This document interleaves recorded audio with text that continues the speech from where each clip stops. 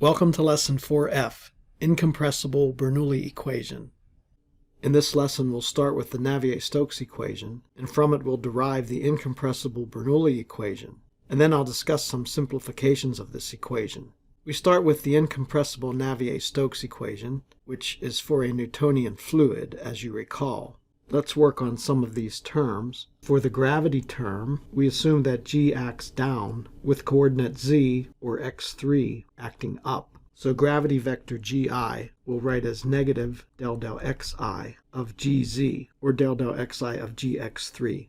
For this term, we'll use a vector identity, namely uj del ui del xj is equal to del xi of 1/2 uj minus uj epsilon ijk epsilon kmn del un del xm. But you should recognize this as omega k, the vorticity vector. So this is the form of the vector identity that we'll work with. You may be more familiar with this identity in vector form, which is u dot del u equal del of the magnitude of velocity squared over 2 minus u cross u, which again is the vorticity vector. I'll call this equation 2, and our original Navier-Stokes equation, equation 1. Now let's examine this viscous term. There's another vector identity, which again I'll write in tensor notation, del squared ui del xj equal del xi, del uj del xj minus epsilon ijk del of epsilon kmn del un del xm del xj. As we saw here, this grouping is omega k. I want to go back and point out that this is a vector equation with I as the only free index. J is summed here, and you can also see that K, M, and N are also summed, so each term has a free index I. The same is true here. Again, in vector notation, this is the Laplacian, and this term is del of del dot u minus del cross u, which is omega. Now we're dealing here with incompressible flow. So the continuity equation tells us that del uj del xj equals 0. So this term goes away. I'll write the final useful form as del squared ui del xj equal negative epsilon ijk del omega k del xj. We'll call this equation 3. Now we plug equations 2 and 3 into 1, our Navier-Stokes equation. I'll write it all out first, and also dividing by row and rearranging some of the terms. We simplify by letting mu over rho equal the kinematic viscosity nu, and we combine all the terms that have a del xi to get del ui del t plus del xi, 1/2 uj plus p over rho plus gz, all in brackets, equal uj epsilon ijk omega k minus nu epsilon ijk del omega k del xj. This is equation 4, which is still the Navier-Stokes equation in an alternate form, valid for incompressible Newtonian fluid. Although the flow is incompressible, it still can be unsteady, viscous, and rotational. Now let's simplify equation 4. First, we'll consider unsteady, incompressible, but irrotational, which means that the vorticity is 0. Well, since these two terms on the right contain vorticity, the entire right-hand side goes to 0. And recall another vector identity in vector notation. If del cross a vector is 0, in other words, the curl of u is 0, then u can be written as the gradient of phi, where phi is the velocity potential, or some people call it the velocity potential function. Don't confuse this phi with viscous dissipation in the energy equation. We've run out of Greek symbols. In tensor notation, ui is del phi del xi. And this is called potential flow, or irrotational flow. So let's substitute this into equation 4. This unsteady term becomes del t of del phi del xi, or del xi of del phi del t, since the order of differentiation doesn't matter as long as phi is a smooth function. Now notice we have a del xi in each term, with the entire right-hand side 0. So equation 4 becomes del xi of del phi del t plus 1/2 uj plus p over rho plus gz, all equal to 0. And remember that z is the same as our third coordinate x3. Now think about this equation. It may be easier to visualize in vector notation. If the gradient of something is 0, then that something in brackets is not a function of space. but this thing in brackets can be a function of time. Therefore, we write del phi del t plus 1/2 uj plus p over rho plus gz equal, in general, some function of time.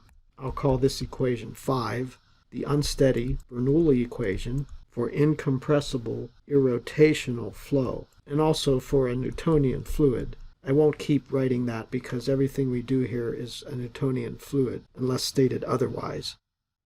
Our second simplification is for steady incompressible irrotational flow. Note that it can be viscous. A lot of students confuse irrotational and inviscid. The flow can be both irrotational and viscous. For example, a line vortex with a velocity profile that goes to infinity at the origin and then decays like 1 over r, where we're plotting u theta. U theta is some constant over r. Looking from the top, the streamlines are circular, and as a fluid particle moves around, it distorts because the flow on the inside is faster than the flow on the outside, as you can see here. There are non-zero viscous stresses, but they cancel out to make the vorticity zero. This is an example of a viscous flow that is irrotational.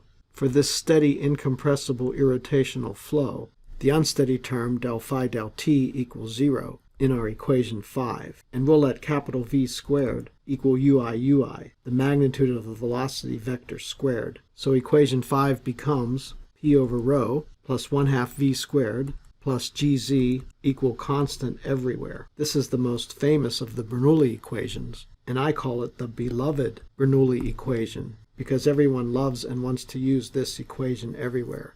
Technically, it's the steady Bernoulli equation for incompressible irrotational flow. I'll call this equation 6. I caution you that you will be tempted to use this equation everywhere even when it does not apply. It applies strictly for steady flow, where the flow is incompressible and irrotational, and of course Newtonian. For our third simplification, we'll look at steady, incompressible, and inviscid flow, but it can be rotational, which means that vorticity is not 0. Going back to equation 4, the first term goes away since the flow is steady, and the last term goes away since it's inviscid, meaning nu equals 0. I note that this is an approximation because fluids are not inviscid.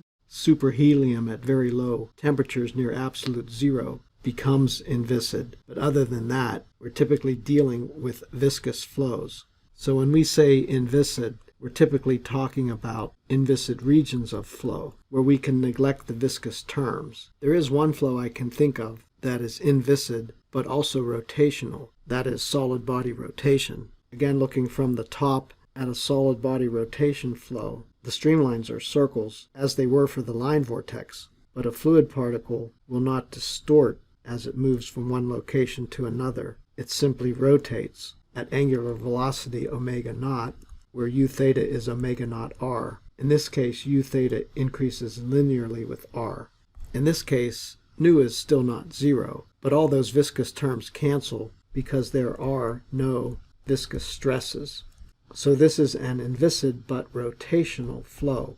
So we see that we had both a viscous but irrotational flow and an inviscid but rotational flow. Viscous and rotational are not the same thing. Here, by the way, the vorticity vector is 0, 0, and 2 omega naught if we're rotating about the z-axis or the x3 axis. Returning to our approximation, when we take out the first and last terms in equation 4, we end up with the following: del xi of 1/2 v squared plus p over rho plus gz equal uj epsilon ijk omega k.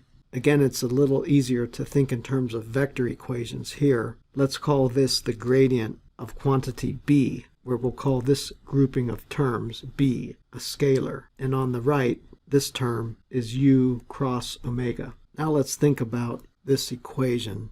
If this is a streamline, at some point velocity vector u is parallel to the streamline, and omega is off in some other direction, but the cross product of these two vectors must be perpendicular to both of them, which will be in some direction like this, which is perpendicular to the streamline. Now we argue that if the gradient of b is perpendicular to a streamline, which it is, then by definition of gradient, which is kind of a three-dimensional derivative showing the change of quantity b, then b must be constant along that streamline.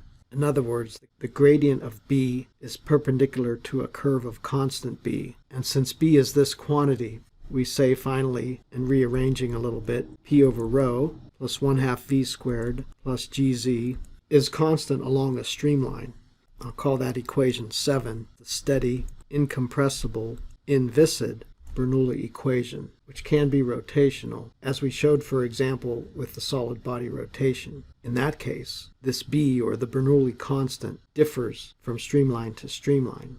I like to call this the second-most beloved Bernoulli equation. The most beloved one has this constant everywhere, but here the constant differs along different streamlines. As a final comment, if we talk about solid body rotation, and we set it up by taking a container of water and spinning it at omega naught angular velocity, the surface will eventually form a parabolic shape, or a paraboloid in 3 dimensions, with this being the final shape. At that point we can call it rotational but inviscid, since the viscous effects no longer act.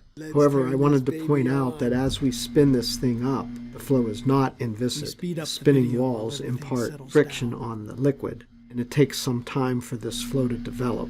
Only when it's fully developed and steady can we call it inviscid flow. Thank you for watching this video. Please subscribe to my YouTube channel for more videos. 1, 2, 3. That's all there is to it.